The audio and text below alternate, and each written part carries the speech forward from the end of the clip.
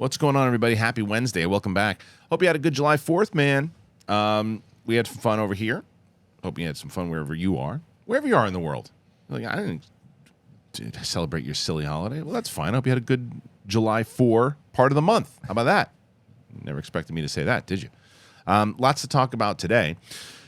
Not as much Star Wars stuff. Normally on the Wednesday show, we cover a lot of Star Wars things, but there are some Star Wars news. As you know, Zack Snyder has a new movie coming out, a new science fiction movie for Netflix, and he talked about how he pitched this whole thing as a Star Wars movie over 10 years ago, and that's about when the rumors were out that he was they were looking to get him for Star Wars. So we'll talk about that. There's some stuff. There's an editorial that Star Wars Newsnet did on Emilia Clarke and how she could potentially show up in Outlaws. Her character could show up in Outlaws, the video game. We'll discuss that. There's some stuff with Skeleton Crew. But then we're going to flip into other movie news, and I guess it's relevant to Star Wars. And I know people are like, oh, you guys always talk about Kathleen Kennedy. But the question is, after Indiana Jones and the failure of the movie as far as box office goes, what's next? How can she, if Bob Iger does decide we're going to keep her around for a little bit more, how does she come back? Can she come back? Is there any way to come back from this? Mission Impossible. We're going to talk about that. The review embargo has lifted. My review is probably up at this point, but Mike and I both saw it together, so we'll talk a little bit about that. We'll do non-spoiler, not only for you guys, but because Steph's on the panel and she hasn't seen it yet, so we don't want to be dicks. Well, Mike would be if I didn't tell him not to be.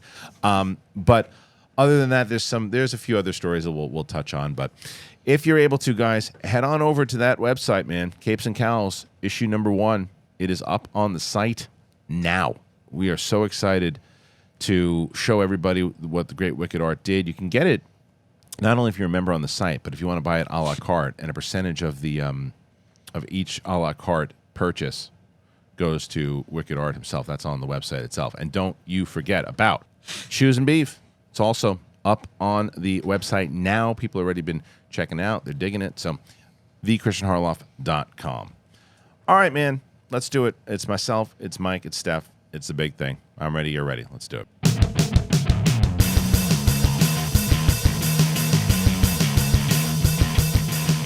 What's going on, everybody? Welcome back. Big thing. Me. Steph. Hi. Michael Kalinowski. We are here, everybody. It's the three of us. We're back together again. Nice to have us all back together again. Yes, it is. Yes, it is. Yeah. How was your 4th, Steph? It was good. The old Papa Roo turned 65. Okay. So he reminded everyone that he is now working for free. Oh. Because he has a government job. I like so that. Hey. he's actually paying, I think, $1,000 a month because of Social Security Oh, or man. something like that. I'm like, okay, cool. He's Story, paying bro. $1,000 a month? Well, if you think about it, because you give your Social Security monthly from your income. Yeah. Right. So he's basically paying to work. Do you get it? No, Mike does not. I don't get it. I thought when you retire at 65, That's then all- you get that's more It's all work. okay. It's old people news. That's right. But anyways, he's a legend. So He is a legend. He is. He really is. Well, and how about you? How was your Beach Boy concert? I didn't go. What? All right. Are we going to talk about this? Yeah, it's going to make me upset. 'Cause No, you're- I had to we're- work. Oh, you had to work. Shannon, so I was work because it's theme park and that's when I work. Yeah. But I was going to come too. Well, last night? Yeah, but then I looked and I went to click on the Evite and it said, you're not invited to this. I'm like, oh. That's not I true. think because maybe Shannon declined, it just declined me. Well, no, well, my Well, wife... I had to stay with the dogs. We had No. 2 dogs, so she's like, what time are you off You work? could've I'm brought like, the dogs. We went and we watched 4th of July. they would've been a lot. A-holes. So, yeah. Well, we went, so people were like, what the hell are you talking about? I had a little barbecue at my place. We had some Yeah. people over and hanging out. And yeah, it was what we did, though, for the Evite is Yeah. we went through it. And if I got verbal confirmation of people like they couldn't go, right. Sadie and I were going through it, and she's like, well, are they coming? I think, no. So we just deleted you off the thing. Yeah, that's why I went to see the invite last night, and I was just like, "Oh, I'm not invited Well, anymore." I mean, I know, 'cause Shannon- Yeah, I but know. if you would I have know. said to me, "Hey, I want to come by," I'm not gonna say no. Right. Same Of course, thing. Yeah, of course, but either of course. way, I might have said no. Yeah, you would have been like, yeah, we don't probably. even meet her any I'm left, convinced, so. and I'll say this on air too. I'm convinced Brett's wife doesn't like us anymore. Is he in there? Really? Really? Why not? What happened? I don't know. They were supposed to come, and they're not here anymore. He's going. He's going. No. He's like, don't. I don't think she likes me.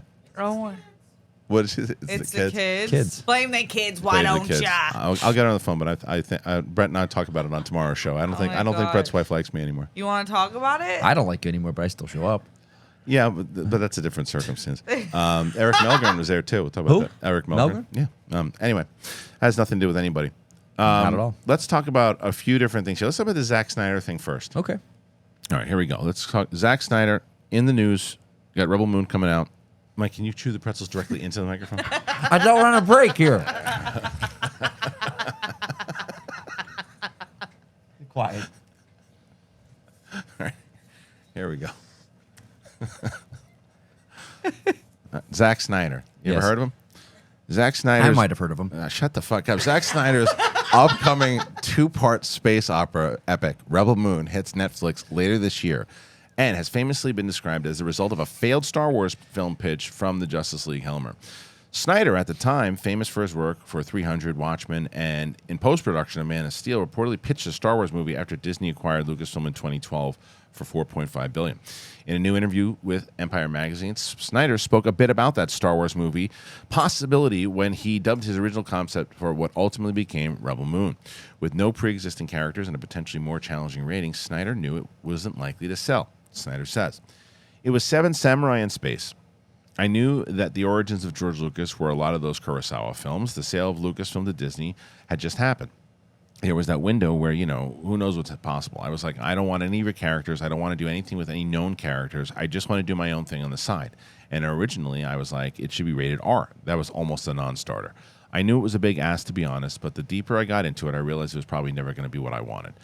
The eventual film that we are getting follows a young woman living in a peaceful colony on the outskirts of the galaxy. She's given the task of finding warriors who can fend off an impending invasion by the despotic regent Belisarius. So you have Sofia Boutella, Charlie Hunnam, Djimon Hounsou, Ray Fisher, Dune Bay, Jenna Malone, Stas Nair, E. Duffy, and Michael Huisman all co-star. The first of the 2 movies arrives on December 22nd. A lot in here, Yeah. for sure. Yeah. And I'll tell you, I really am excited that, and I'm going to preface this by saying, hold on, before people start going nuts. I'm excited he didn't get a Star Wars movie. Yeah. Because of everything. 100%. Because of everything he just said. Because you know what he's also saying? Because he's very smart and knows, he pays attention to the media cycle and he knows what social media is and everything too. What do you say all the time? What do people say all the time about Star Wars? Get away from the known characters. Yeah. Get away from this thing. Go somewhere else. He knows that. And I'm not saying he's lying. He's telling the truth. But he knows, like, the stuff that I pitched back in the day is what people want right now. Anyway, Well, go ahead. I won't finish my point. You go ahead. were you going to finish? I was planning on it. But go Say ahead. it. Have Don't finish what you're saying. No, it's okay. Go ahead. What do you No, got? I'm just saying, Yeah, sure. like, you think about it. First of all, I'm a Snyder supporter. Yeah, Oh, okay. I am a fanboy. Like, when people ask you, the actors, like, who would you want to work with? He's a director I would love to work with someday. And if he pitched when they first got of course they're doing Luke Han. They were like, no, we need these characters. And if he came in with, like, I don't want to use anything. I just want to tell my story. In 2012, right? In 2012. Like, that's insane. And, like, to know that's what we're saying now. We're like, come on, away from the Skywalkers, away from do this. So it's like, if he pitched that now, and maybe it wasn't R-rated, they'd go for it. If he came in with Lindelof came in with his idea. Maybe it's going to get to a larger conversation of the Indiana Jones and all that stuff too. Because I from what Snyder's kind of vision of what he wants to do as opposed to like what they want to do over there. Snyder likes to have a full control of his stories, and I don't think he would get it over there, and I think he knows that. And because of all that stuff, I'm actually really excited about this because it is, even though it's based off of Star Wars idea that he had, it's an original IP, and this is what people have been talking about. It's an original idea in a world that we love. So, and it's on Netflix, right? So does this make you excited, less excited? I mean, how do you feel about it? Well, the pitch is my dream Star Wars pitch, essentially. I obviously love the samurai aspects that George Lucas pulled for the entire lore of Star Wars. But I am glad, like what you guys are saying, that it's not in Star Wars, because I think it has to be done so well, or else it's just like watch like The Last Samurai, where I'm like, like it doesn't work for me when it's not authentic. But I feel like Zack Snyder is the type of person that would do so much research into the genre and really nail it for someone in the States doing it. So I'm glad that he's not bogged down by rules. The rules, right? And no one wants to watch a samurai type movie or a warrior type movie where it can't be pretty kind of gory. at least like some. I don't think it needs to be rated R. I love that it's gonna be rated R. Yeah. But I think that with the rules of that, like you really want to see some like sick combat. Yeah, for sure. I mean, that's why like Arcane was so awesome. Right, That's like right. those types of things. Did you watch Arcane, Mike? Nope. You'd like God, it. You'd like you it. would love That's the it. animated thing, right? Yeah. It's really awesome. When does the next season drop? Not for a little bit, Jeez. but it's really good. So good. Yeah, I just like everything about this works for me. Yeah. Like, and I love the fact that, and there will be the, it's just Zack Snyder doing Star Wars. Well, what I love about this is back when Lucas wanted to do Flash Gordon and he couldn't, so he made Star Wars. Right. Same Spielberg and Lucas wanted to do James Bond and they couldn't, so they created Indiana Jones. right. So he couldn't do Star Wars. Not that they said, it just didn't work out. So Right. he was taking that and creating his own IP. And I love him as a filmmaker and his style. I know there's people that don't like his style. Yeah. So maybe they're like, well, if this story in the hands of a different director might have worked for me more. But like, I'm going to say something that I It's never on said. board I'm for gonna say me, something man. I never said to you. Oh, here we before. go. Fantastic point. It was a good point because like Yeah. he is out there saying, okay, if I can't do what I wanted to do with you guys, Yeah. I have now established myself with, because this is 10 years later, and Yeah. like not only did he do all the DC movies, but as you know, he's got an army behind him. he does. Right. Yeah. And so now he's got a very different, when he goes into Netflix, he's not going in as 2012, hey, I made 300 guy. Yeah. He's going in as, look what I bring to the table even more than I did in 2012. And I want to do this thing. And you guys are able to make this happen. And I think that this makes a lot of sense. I'm really excited for it because of the original idea behind it, Right. and the fact that it is stemmed from Star Wars. I'm not going to be one of those people that looks and goes, "This is just Star Wars." Like, no, of course it. Star like you Wars said, was Kurosawa. Dune. everything. Everything's everything. Everything is everything. It's like it just depends on like is it. But here's the difference. So like Force Awakens when you watch it, and still I enjoy it, but it is pretty much there's just recycled ideas. Right. There's Yeah. a difference between recycled ideas and taking things like Favreau said. Favreau with his comment. Inspiration. Yeah. It's stuff that inspired Star Wars. So if he's using an example as the Kurosawa stuff Seven that Samurai. inspired it, as opposed to Star Wars inspired me. Like, it's That's hopeful. the original That's of what hopeful. inspired Star Wars. Yeah, Is some- the Kurosawa stuff. Yeah. Yeah, and I think that I just watched Extraction 2. Yeah, Netflix yeah. I haven't is seen it do- yet. It's Good? so It's good. It's fun. So I love the first one. good. Yeah, I love the first one. love the Netflix movies like Old Guard, Adam Project. Which one was the Old Guard? Is with that- Charlize Theron? I don't think I saw that. Oh, Gina, it's so good. Prince Bythewood directed it. Yeah. Oh, I didn't see it. Oh, It is. my- Yeah. It's good. Great. And so I just think Netflix is one of the only streaming services where their original movies are kind of these blockbuster worthy movies. And I'm like, oh, I would have seen that in the theater, but it's really cool that I can Right. see this in my Yeah. house. Well, it's also smart because they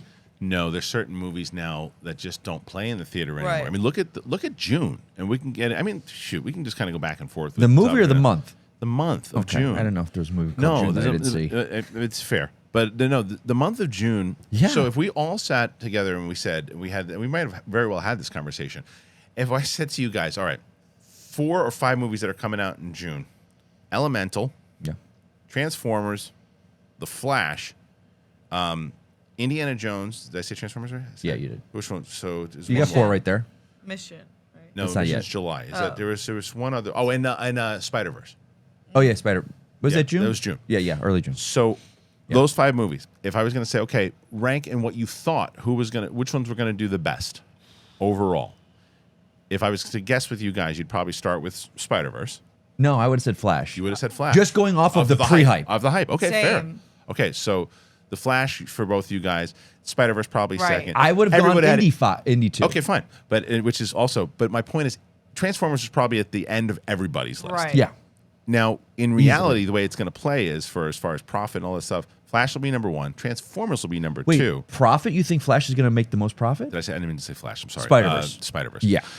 No, Flash is going to be one of the bombs, Flash will biggest be the- bombs of the summer. it'll be the bomb. No, so Spider-Verse is number 1. Yeah. Transformers is number 2. Yeah, I see that. Then Elemental's starting to kind of make a little bit here and Because there. people My are parent- loving it. Yeah, my wife and my kids are going to see it right now. Still going to wind up losing money, but it's making more money weekly as opposed to the other two. Yeah. Flash is considered one of the biggest bombs so far. That's crazy. And Indy, going to the point that we should kind of get into is this movie for alone, like again, all the conversations about Kathleen Kennedy and Disney, whoever greenlit it, whoever said we're going to make this movie for $300 million. They should have been kicked out of the room. I don't Kicked out of the room. And I'm saying this as a can't massive indie fan. fathom. What did the Flash cost? About Two something? 220, 230, something like that. Maybe, okay. But again, maybe 250. Visual effects heavy. Right. Every scene he's in, there's a visual lot of effect. visual But effects, Indy, dude. There's a lot of this. The I know there deepfake is, but stuff, the stuff there at the doesn't end. need to be in an indie movie. I couldn't agree more. Couldn't agree more. Let me ask you this real quick. I thought about this with Indy. Let's say they didn't do Indy 5 yet, and they were going to talk and do an Indy 5. Would you ever think, and I always have a problem with Crystal Skull with this one, what if they said, you know what, we're going to make an indie film, but we're only going to use the technology that was available in the 80s? Meaning Right. film quality, camera quality, audio quality, to make it look and feel like those films. Right. Like, look, Can you imagine if they did that and what it would be? Like, stunts, we're only going to be able to use the stunts and the technology that were back then in the 80s. Well, I think that would have been such a... or even make the effect look like it, right? Like I use Prey as an example, and I Oh, always God, say this, so good. and I always say this. I understand Prey was made for Hulu. I get it. Yeah. But scale it down. These movies, like, and for one of the, and I'm not spoiling anything for Indiana Jones. The point that I've been trying to make that Mike and I talked about off camera because Steph hasn't seen it yet either. Indiana Jones, people are saying, like, for people who have like the problem with like the big swing that the movie takes, because I didn't love the ending, right? And people are like, well, Indiana Jones has always taken big swings as far as mythology and mysticism, and Melting faces. That is not right.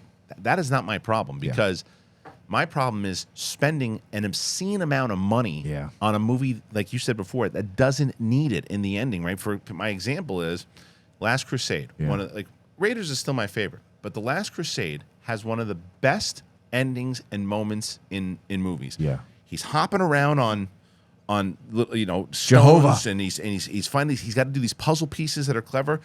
Not that much money to shoot. Maybe in 89. You're on a soundstage with some sure, but it's the cleverness of it, right? And then he walks into a room with a knight that's been there for what, 1,000 years, hundreds of years, whatever the hell. He's been there for a while. Yeah.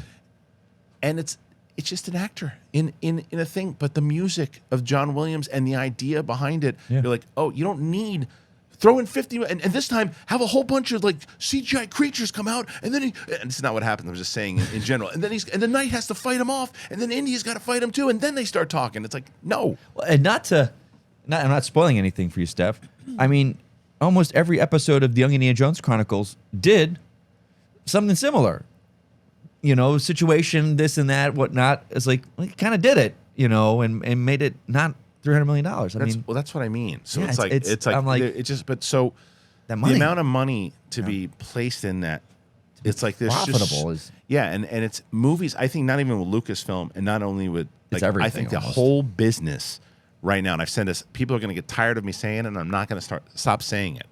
The budgets on these movies are way too much money. Like, I understand when Endgame needs to be $300 million or $250. Yeah. I get it. It's earned it. Yeah.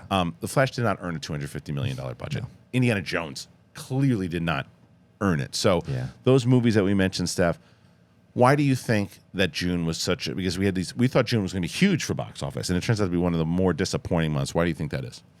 I really don't know. I think that people are just changing the way they view movies.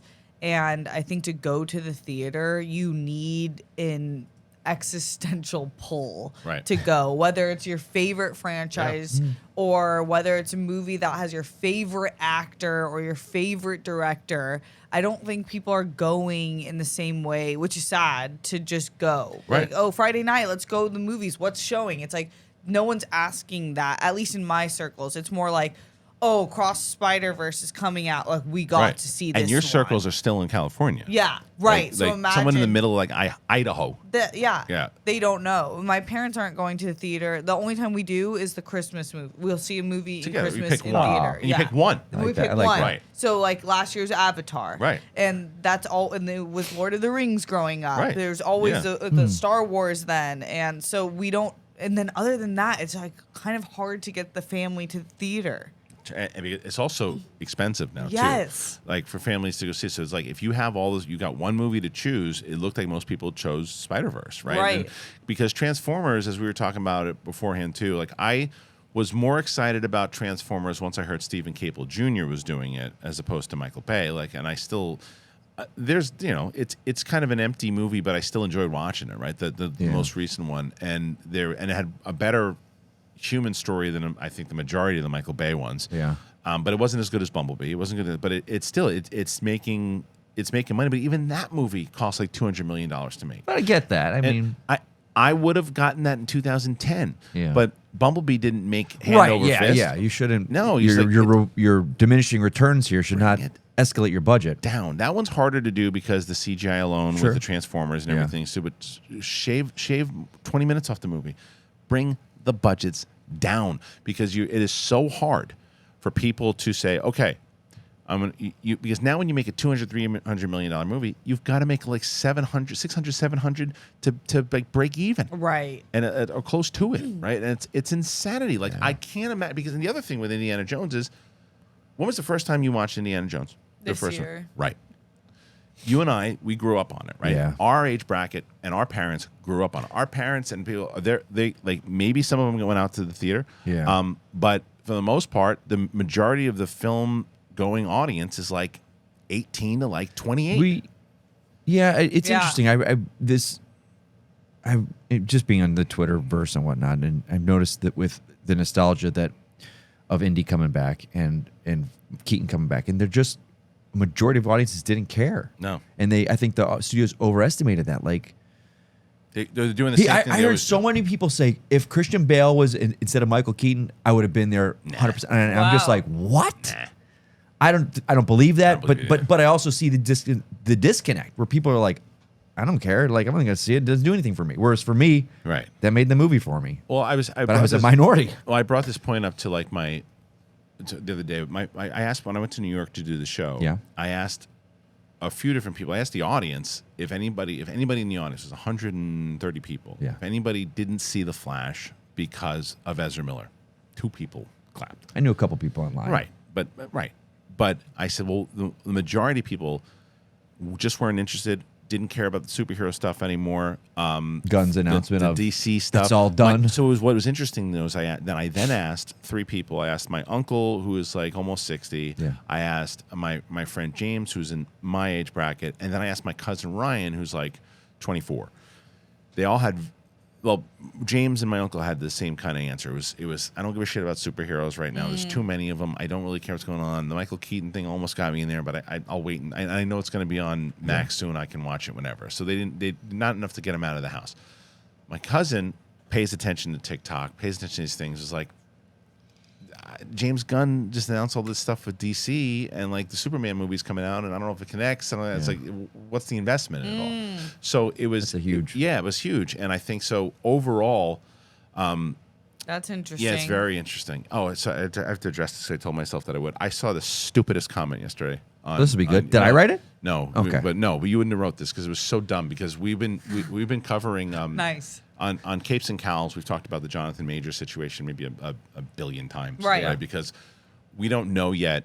They're still going to trial. It's like a tennis match, that thing. We don't know yet. That's so what you court can't, is. and that's why we've made it very clear that you can't, like, why he hasn't been fired. He's been fired from other jobs yet because they're just like, let's just distance ourselves until we find out what's going on. But as far as Marvel hasn't gotten rid of him yet because what if you get rid of him and then you find out there's more evidence that comes out that he's innocent, right? Yeah. We've been talking about it extensively on other shows.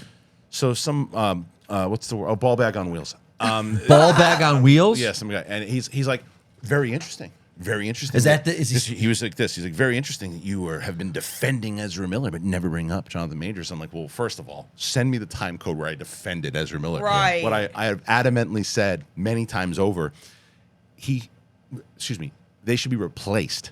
Right. Yeah. Absolutely. The movie should come out. They should do it, and their performance was really good in the movie. Yeah. But they should be replaced. I've said it many times over. Yeah. Right. I said, send me the time code where I've defended Ezra Miller.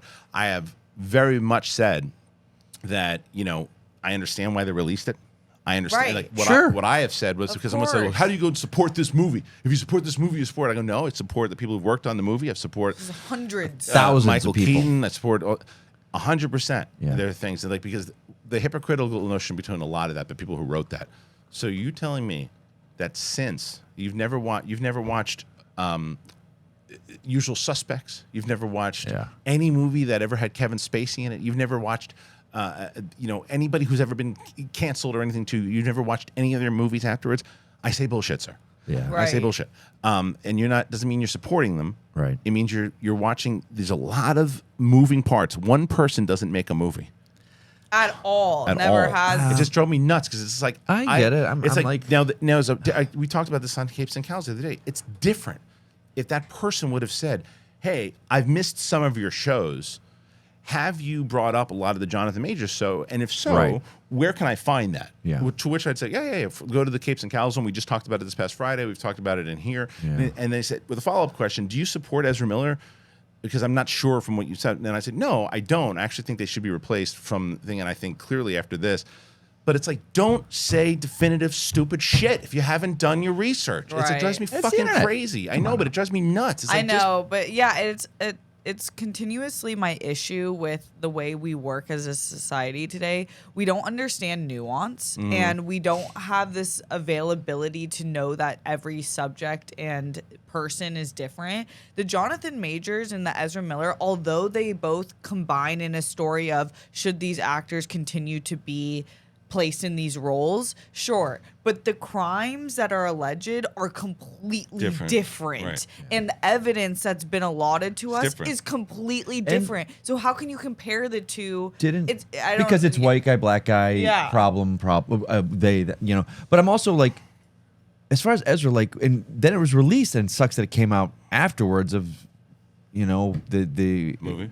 No, the statement from the courts, and that, I don't know if it's all of it involved, and What do you mean? I'm not. There was the statement where Ezra released, like the court yeah. said that he was not guilty, and they found, in that- one of the count. Oh, 'cause one only of one. the, Okay. One of So the, I- there's so much stuff. I just don't know all of it, but it's that's just- it. That's the point. And Yeah. this is why we've been very clear on all of the shows. So Yeah. again, if that person would have looked at and the- seen what Right. we've talked about, we've been very clear. I don't know the evidence in either of the cases. Right. You just asked me, like, do I think that Jonathan Majors should be replaced as opposed to do I think that Ezra should be replaced? I don't have enough information yet Right. about Jonathan Majors. I know that every other Thursday there's something that comes Right. out at it looks like Jonathan Majors might be the right, and then it looks looks like this someone past else. week it was like That's what I back mean. and forth. It's Right. like, wait, I'm not. what's crazy. I'm not a lawyer. I'm not. Right. I'm going to look and go look. If this is a decision that happens, if they think that it's time to be replaced, but with Ezra Miller, with all this stuff, and with considering that James Gunn is moving forward, I think it's time to move on from Yeah. Ezra Miller. And I've said that very clear. And I'll tell you what, even if it turns out down the line that okay, well, a lot of these things were maybe this person said this person said that, so they're cleared of certain things. I still think it's time to move on. In the same way that if you moved on from Henry Cavill, you move on from everyone else. Right. It's time Right. for a refresh on the Yeah. DCU. So yeah, it drove me nuts because it's just like because we just had this long conversation on Capes and Cows about.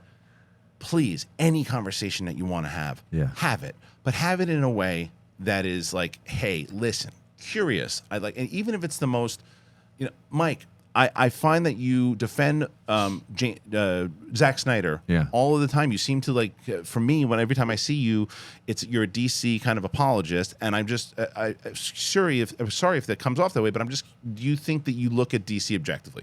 If someone said that to you, you'd be like, that's a fair question. But if it's like, you DC shill, blah, blah, blah, you're like, well, screw you. It's That's my go-to response. Because people are coming you come Right. like this, Right. as opposed to, here's my microphone, sir, when I ask you a question. Yeah.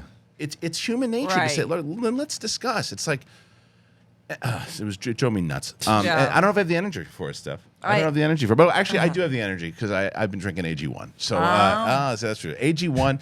And right afterwards, I had so much energy afterwards, I shaved my balls. And I'll tell you both about AG1 and MANSCAPED right now. Here we go. Our next partner is AG1, the daily foundational nutrition supplement that supports whole body health. I drink it every day. I love it. And I gave it a try, honestly, because Brett Sheridan told me to. And I'm glad that he did because it's so good. I love it. It tastes good, too. And I'm not a big vitamin person. I know that. You know that at this point. But to take them all in one shot, put it in a water bottle, shake it up, that's it. I drink AG1 before my coffee. And I take it. It gives me a little boost of energy. And then I'm ready to go. And it makes me feel unstoppable. I am ready for the day. I love it. It's really great because I'm telling you, it was very hard for me. Everyone's like, you got to take this vitamin, you got to take that, you got to do supplements. No, thank you. Give me one. Everything. One shot, done. And it tastes good. Might look green, hence AG1. Tastes yummy.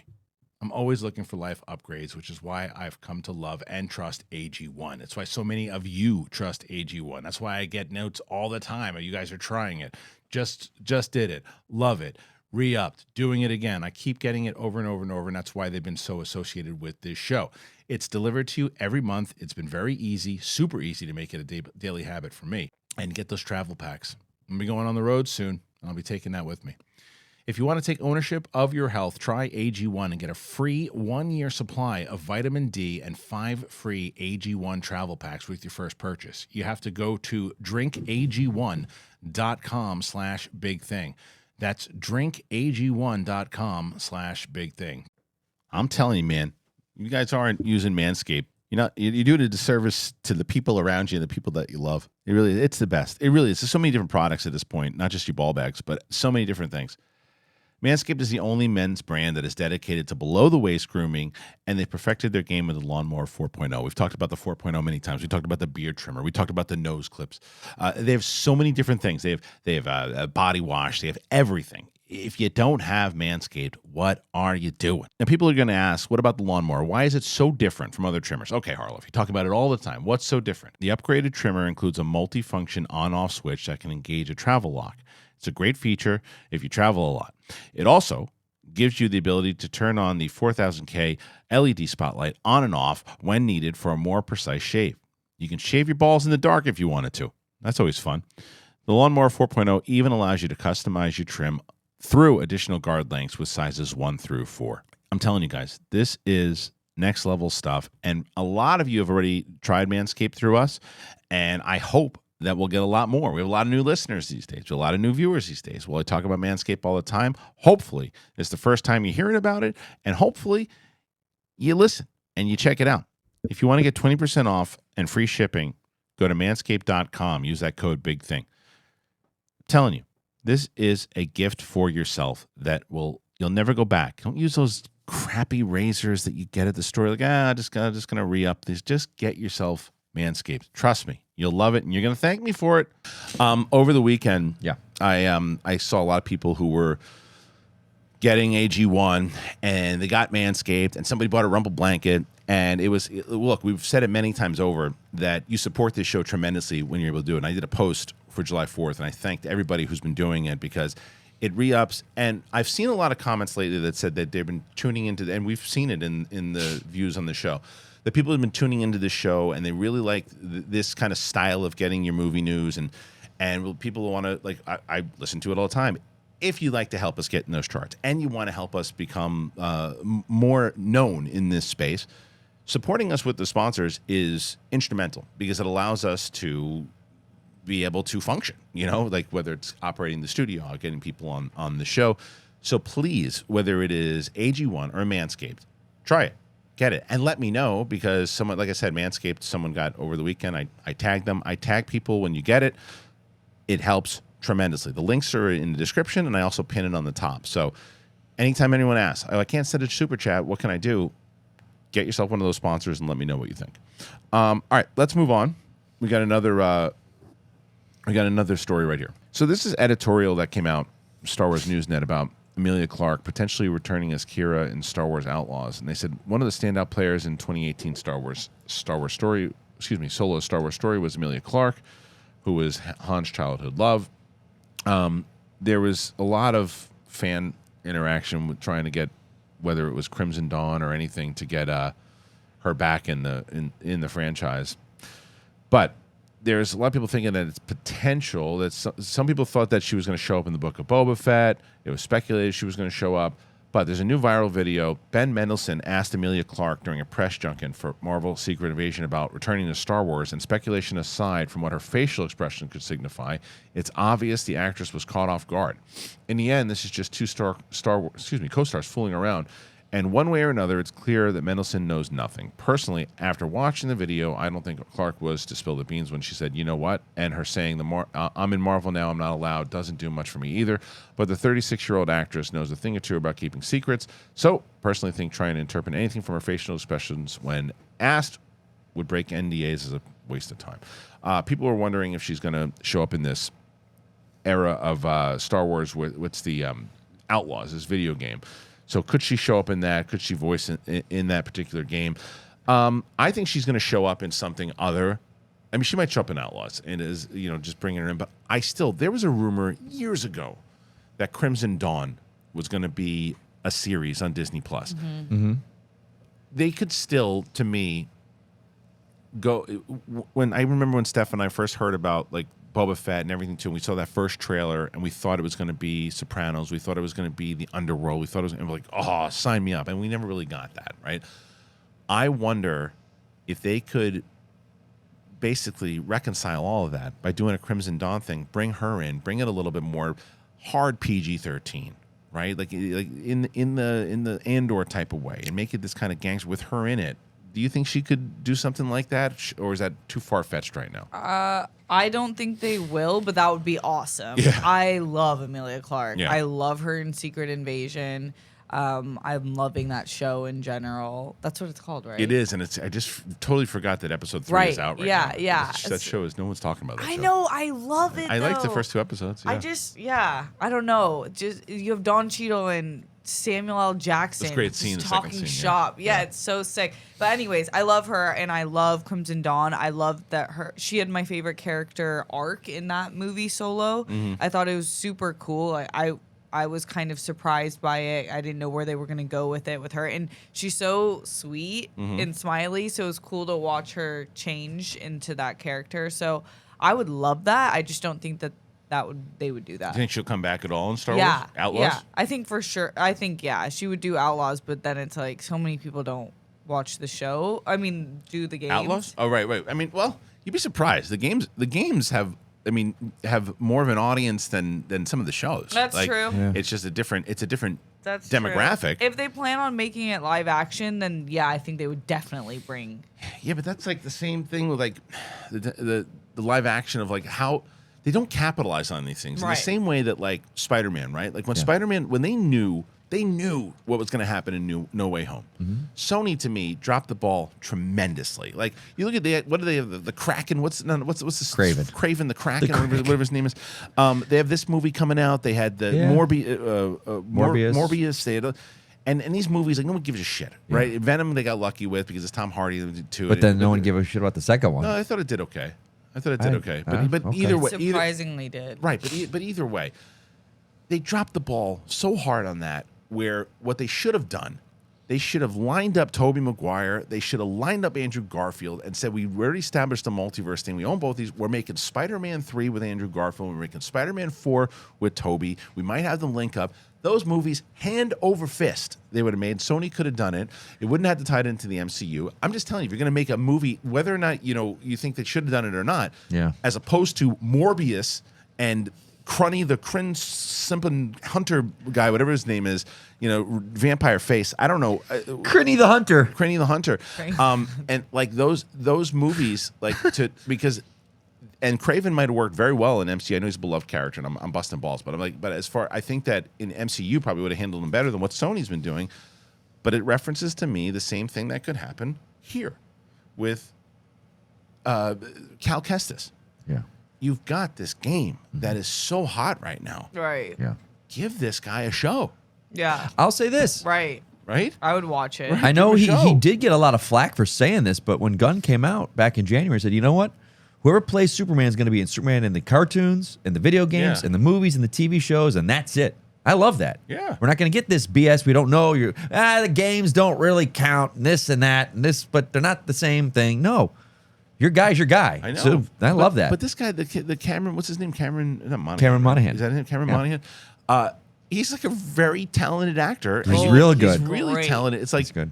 Sign him up. Put him on. Do a 6 episodes. Honestly, it's so crazy. dude, I think it leans back to the days of where, you're always like, geez, Justice League Unlimited is such a great cartoon. Why don't they get those guys to write the movies? And the studio's like, that's the animation guys. We ain't doing that. You're not wrong. Kennedy and them was like, that's the video games. We're the film, the $1 billion film. That's video games. We don't dabble in that. Keep them over there. You're not wrong because it's exactly what it is. You're 100% right because it is a separate team that works on those. It's like, Cameron Monaghan, like the TV actor. keep him with that. They might Trust me. There's a old school mentality. I think you're right when it comes to the writers and all that, because they're two separate teams. The same team that does Visions is the same team that does the story. Helps with the stories on the video games. Yeah. Which the you characters are so good. That's damn good. They should be in that room. You got that right. If they're not, they should be in that room. And it's the same reason. And like someone like Claudia Gray should be in that room. Right. I'm not telling you that like not every person who writes novels can write scripts. Sure, but they should be in the room. Yeah. Like if you Their have ideas are ideas. If we're having these meetings with the writers and everything too, and you want to make some big rooms with, and that's what it comes down to.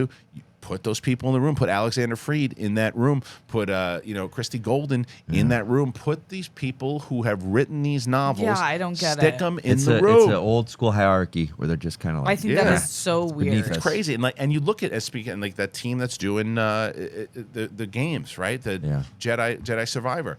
The opening of that game. If you guys played the opening of the new one, right? Mm-hmm. The opening of that game is significantly better than anything they've done in TV so far, Mandalorian included. Like the opening, what they do when you're walking through, and like you first get there, and there's this whole thing that this mission you have to go through, the music, the tone. I'll just say it takes place in Coruscant, and it's like it feels about as Star Wars as it gets. Yeah, and totally. it combines both everything you loved about the original trilogy and everything you loved about the prequels and all the cool stuff from all of it. It puts it all in one. Those people who wrote that should be in the room. Yeah. Okay. That's it. I'm not disagreeing with you. It's no, you're the one who made the initial point. I Why would did, you didn't disagree with it? All right, I think that we're almost done here. We got another thing we can talk about. Hold on. What are we talking about now? Let's talk Mission Impossible, Mikey boy. Boy, let's do it. All right, so again, this is a non-spoiler review. My non-spoilers are already up. Steph has not seen the movie. A lot of people have not seen it yet. And Mike and I have not really had an opportunity to talk about it in depth. But we did talk about it a little bit. And what I said in my review, it was so strange. I had to review this movie twice in the same review. Okay. Because when I initially saw it out of the theater, I just reviewed it as just a Mission Impossible movie. And then as I was kind of marinating on it, I was like, it's not really fair to do because there's so much like great in this movie. Yeah. But it's really, you're reviewing it as two different things. And like if you're reviewing this, and what I said in my review is, if you're looking for, what are you looking for in a Mission Impossible movie, first of all, when you go to see it? That's the first question. Whoa! What the heck is that, dude? Then you will love this movie. Because that is what it is. That's a great answer. That's a really great answer. A fantastic answer, though. But it delivers. You want a summer blockbuster. Yeah. You want big stunts.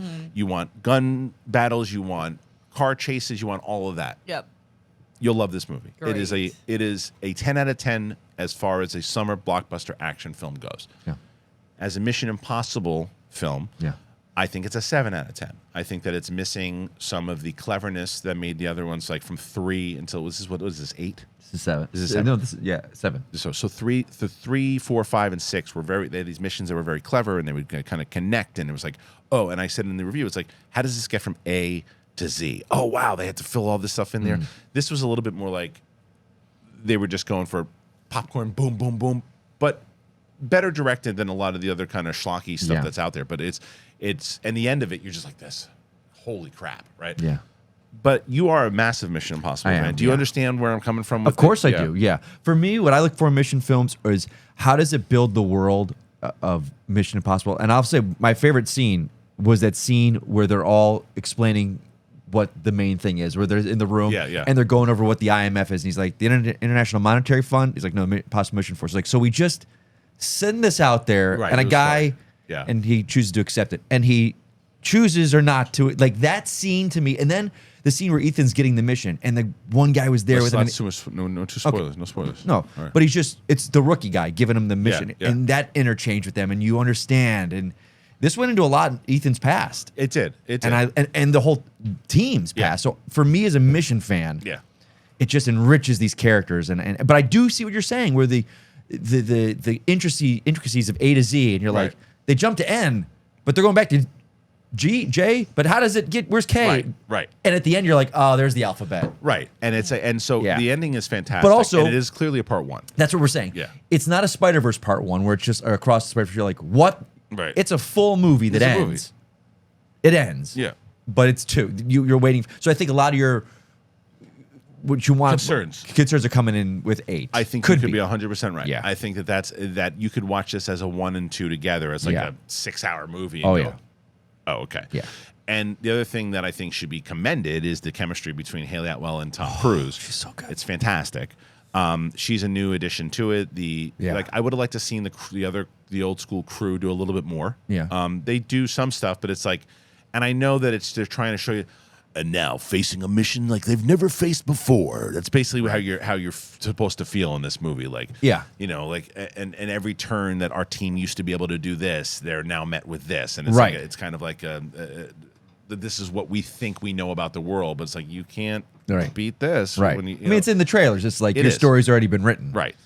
Yeah. So it's interesting, but I would say 10 out of 10 as far as blockbuster summer action film. 7 out of 10 as far as Mission Impossible, with a clear understanding that could change after seeing part 2. Yeah, I can't rank them yet, but I'm dying to see it again. I'm just for right now. Rogue Nation is my favorite, and it goes back to the old school. 5? It's 5 because a lot of people love Fallout with the massive stunts and the massive helicopter chase. And I love Fallout at the Rogue Nation at the end. It's just 2 guys running through the streets of London. And it ends up, he says, I'm going to end, he says at one point, he's like, this is going to end with you in a box. Yeah, you think he's going to die. Right? Yeah. Yeah. And he just trapped himself. The best missions to me were the villain always traps themselves. Yeah.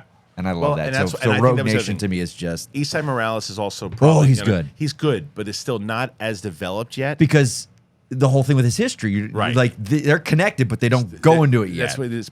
Part 2 is going to fill out a lot of stuff. So when does it come out? Or projected? Part 2? June of next year. Oh, cool. Yeah, just less than a year. year. They might have a Spider-Verse situation. Or no. I think McQuarrie said he's done. They just finished 8. That's exciting. The question the question is where it goes after this. And because because people, and again, this is from part 2 that nobody has seen. People don't know if Ethan Hunt's going to retire. People don't know if Ethan Hunt's McQuarrie going to die. said, I think recently said he's like, we have an idea for 9. Right, we're not done. We have an idea. We just don't know if it's going to be Cruise, right? And no, I think they said really? It kind of. I thought going into 8, he's done. They're gonna put his story to end, but then he came out with this we've got a story. We've got the ideas there. If they go forward with Mission Impossible past Tom Cruise, it should be a Paramount Plus TV series. Go back to its roots. Do a television series. Well, the problem is, I'll say this, and this is my thoughts on Mission. Mission needs to end. I would love it to see where Ethan becomes the director, the secretary, who gives the missions. Right. Kind of and I've always thought that Paramount Plus, Tom Cruise, will not allow a TV show as long as he's making Mission. Is that what he said? He said that. Mission is for the theater, and I think that is a disservice. I think a Mission Impossible set in the '60s, where the how the IMF was created, kind of like Kingsman, as a Paramount Plus series. So it's 30 years pre Ethan Hunt. But we're finding out how the masks came about, how all the things came about. It's like a redo of the original series. But more so than that, more so than the early TV show. This shows how the IMF was created. In the TV show, the IMF was just there. So this is why did the government decide this group is going to? How do they recruit people? I think that would have been separated from Cruise. Right. Completely. You don't go for the big stunts. You go more for the small scale, low budget espionage stuff, but it allows you to branch off and build it. Yeah, I mean, look, that's not a bad idea either. But I think that if they can get and Tom Cruise very well might be involved in all of it going forward. Be a producer, absolutely. But I mean, still Ethan Hunt rather. Yeah. And if he decides that he's going to still be part of it, then it'll probably still be another movie. Yeah. But if not, Simon Pegg, Ving Rhames, all these characters that put him in the Paramount Plus. Look at Harrison Ford's doing TV now. Helen Mirren's doing TV. All these people doing TV now because Paramount Plus has these kind of budgets. I think, and Paramount Plus needs more shows that are not done by Taylor Sheridan. Right. Yeah. It's there. I just think with Cruise, as long as they're making movies, they're not doing streaming. He won't. And it's fair enough. With him or without him, you're saying? Either way. With the Mission Impossible name, they're not doing anything. I don't know. Things change. Things change. Sure. But with the talk of a 9 now, with them both talking about 9, it ain't happening anytime soon. Not sure. All right.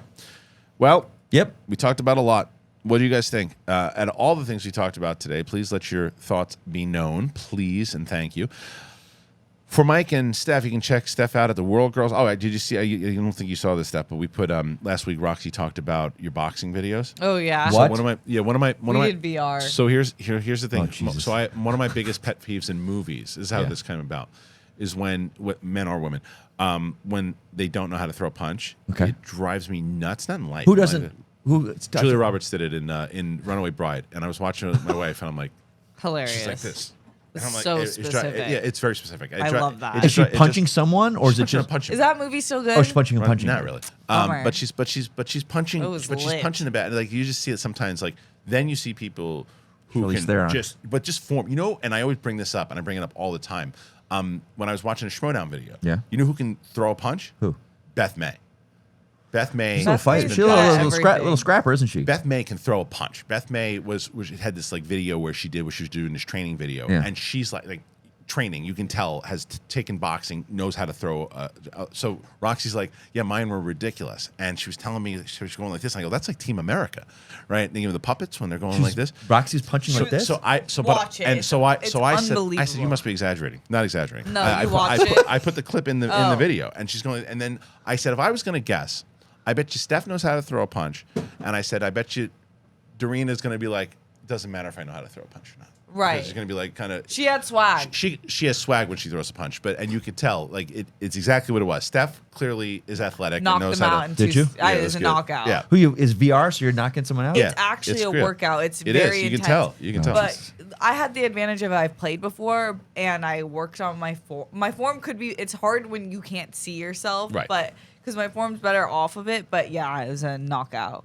Yeah, Knockout. but you course doesn't you are. tell you. But you're also athletic, Right. You know, it's like, and Roxy doesn't try to pretend that she is. She's not. No, But You she's ever- got spirit. She's got the Phoebe run. You ever She's seen- got moxie. Have you ever seen Roxy run? No. It's unbelievable. The best. Like she's always told me, she's like, I run like Phoebe, and I said, no, you don't. And then I took this video of her in Collider, and she runs like Phoebe. Remember And how she Phoebe? dances like Cameron Diaz. Her legs. It's an incredible Her legs combo. go out. Yeah. Like this when she runs, and like you can see both of her feet to And the her side. back kind of hunches. It's yeah. it's incredible. She's a gem. It's incredible. She's a gem. It's really great. I don't want to stuff. make fun of her. No, she makes fun of herself she, on it. She Yeah. owns it. It's Yeah, one yeah. of her most lovable Easily. attributes. Easily. Yeah. It's How she runs? oh No, her entire anything essence. athletic. Yeah, it's Yeah. her. It's Yeah, athletic essence. legendary. Athletic essence. Athletic essence, top tier. yeah. Yeah, it's Is it like Steven Seagal running? I'm gonna show it. I'm gonna show it probably during this, and then I'll show it to you when we go off. I air. have to see I'll this. show it to you. I have to see this. It's incredible. All right, you guys. Oh my Thank God. you for joining us once again. Make sure that you hit that button if you haven't done it already. Please, and thank you if you're able to, whether it's AG1 Athletic Greens or Manscaped, get it today. Help out the show. They'll be coming back. There's a reason AG1 keeps on coming back. There's a reason Manscaped keeps coming back because you guys are trying it out and you help out the show and you help yourself out. So please do that. And that's it, everybody. So for Mike and Steph, we're us and you're you. See you on the flip side.